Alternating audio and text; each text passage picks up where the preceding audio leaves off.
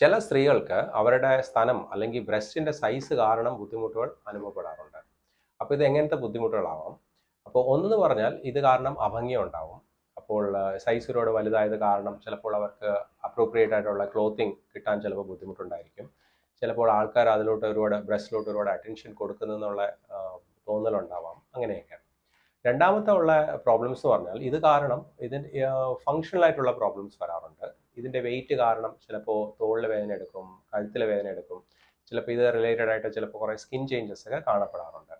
അപ്പം ഈ കാരണങ്ങൾ അഡ്രസ്സ് ചെയ്യാൻ വേണ്ടി, അത് കുറയ്ക്കാൻ വേണ്ടിയാണ് നമ്മൾ ഈ തരത്തിലുള്ള ഓപ്പറേഷൻ ചെയ്യുന്നത്.